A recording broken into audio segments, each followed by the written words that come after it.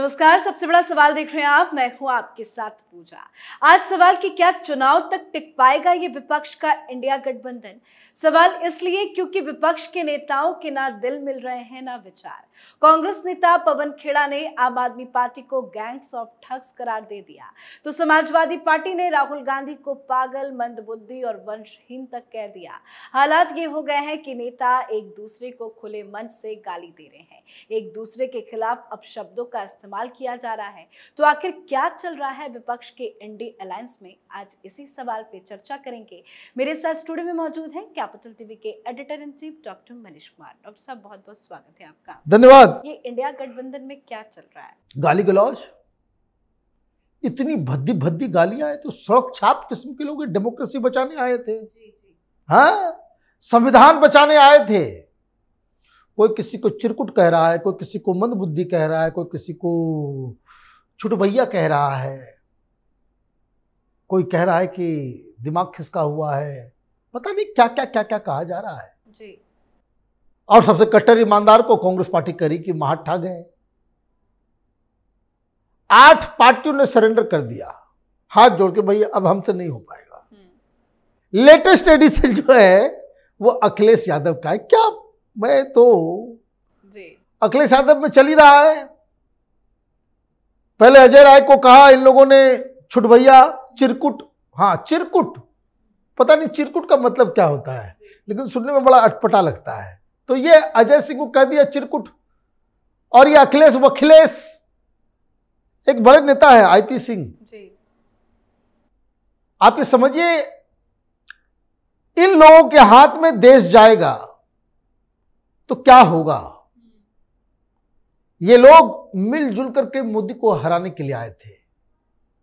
वो अभी चुनाव की घोषणा भी नहीं हुई, चुनाव बहुत दूर है। और किस तरह की भाषा का इस्तेमाल हो रहा है।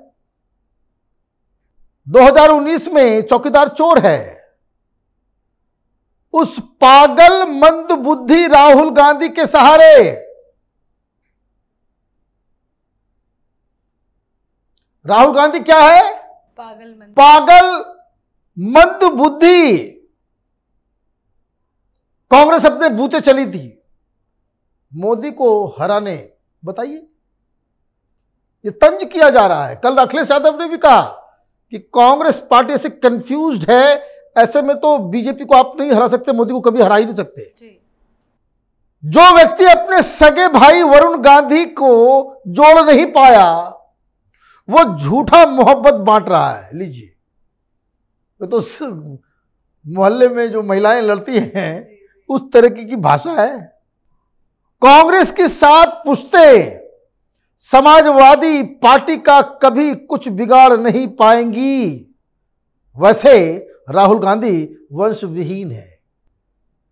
खराब लग रहा है सुन के। ननिहाल वैसे उनके लिए मुफीद जगह है, इटली जाओ। सुन के अच्छा नहीं लगता है। भाई, आपके सहयोगी इस तरह की बातें कर रहे हैं राहुल गांधी के लिए, और ये आप ट्वीट कर रहे हैं। बताइए, पब्लिक फोरम पे आप इस तरह की बातें कर रहे हैं। लेकिन मध्य प्रदेश की लड़ाई अखिलेश और कमलनाथ से होते हुए राहुल गांधी तक कैसे आ गए? वही देखिए, वही आपने वादा किया, मिलजुल के लड़ेंगे, सीट शेयरिंग को लेकर। सीट शेयरिंग होगी।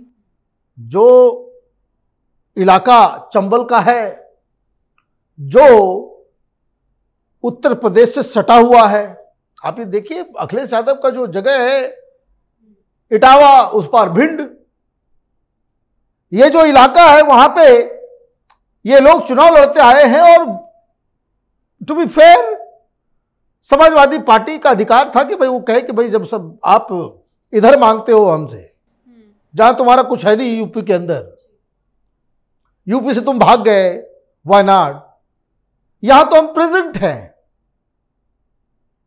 तो मुझे याद है पहले कभी मुलायम सिंह जमाने में 11-11 सीटें भी आती थी, मायावती भी जीतती थी, क्योंकि वो बिल्कुल सटा हुआ इलाका है।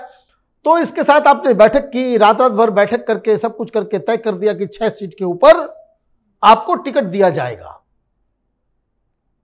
तो बातचीत करके ये वापस आ गए और कांग्रेस पार्टी ने उस 6 सीटों के ऊपर अपना उम्मीदवार खड़ा कर दिया।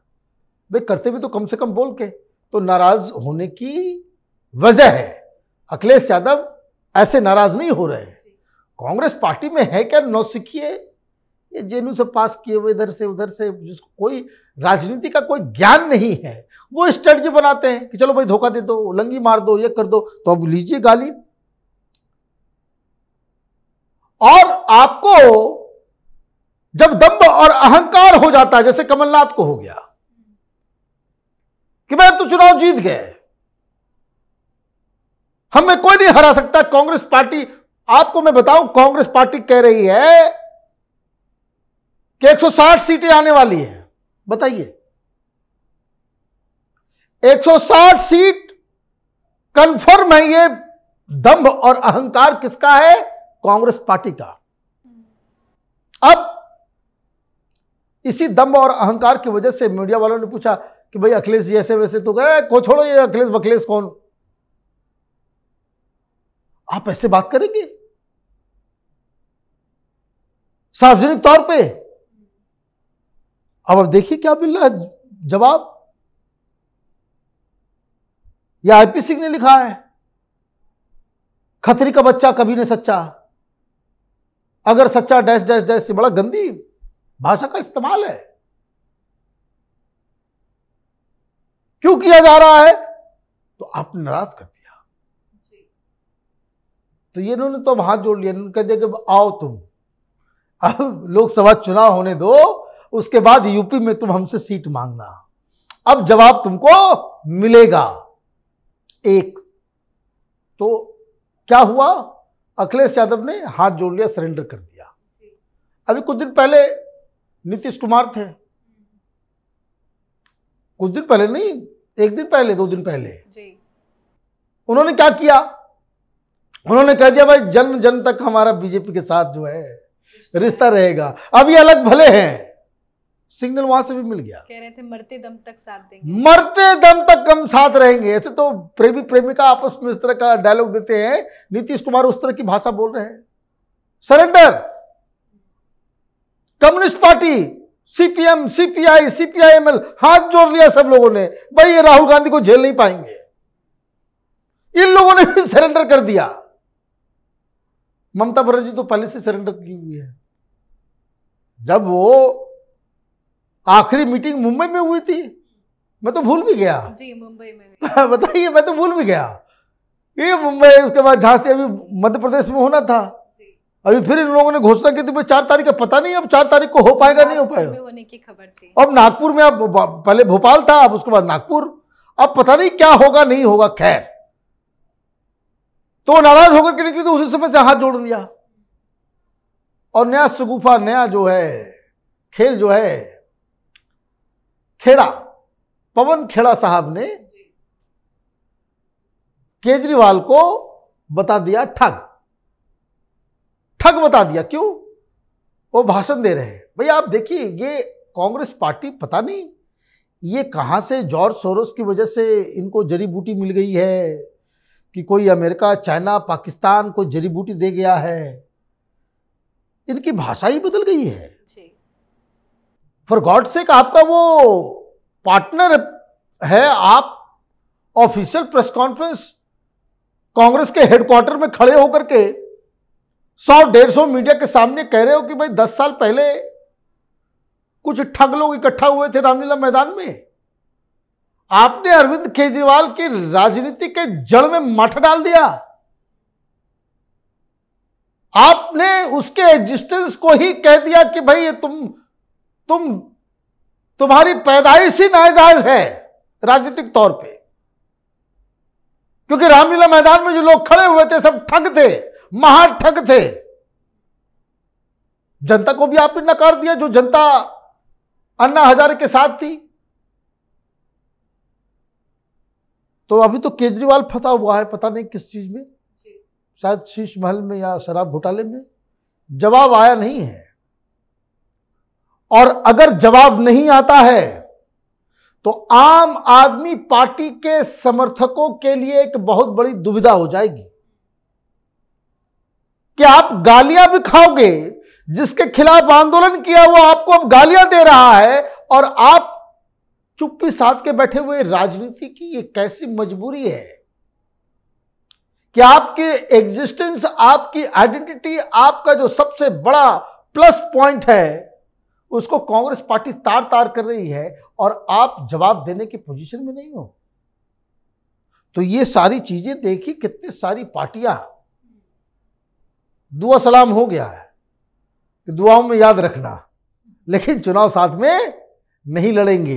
ये आज की स्थिति है। तो प्रधानमंत्री मोदी को कैसे हराओगे भाई? फिर कैसे हराओगे? और ये कांग्रेस पार्टी जिस हिसाब से बोल रही है उसका रीजन जानना जरूरी है कि अचानक से ये इतना कॉन्फिडेंस आया, तो आया कहां से? जी, बहुत बहुत धन्यवाद। धन्यवाद। तो मध्य प्रदेश में वादा करके समाजवादी पार्टी को एक भी सीट नहीं देने से अखिलेश यादव और कमलनाथ के बीच शुरू हुई बयानबाजी अब राहुल गांधी तक पहुंच चुकी है। राहुल गांधी के खिलाफ जमकर बयानबाजी जारी है तो कांग्रेस पार्टी ने केजरीवाल पर भी कई गंभीर आरोप लगाए हैं। चुनाव से पहले जिस तरह से ये नेता आपस में भिड़ रहे हैं उससे साफ है कि ये गठबंधन अब टिकने वाला नहीं है। इस पे आप अपनी राय कॉमेंट कर लिखें। देखते रहिए कैपिटल टीवी। नमस्कार।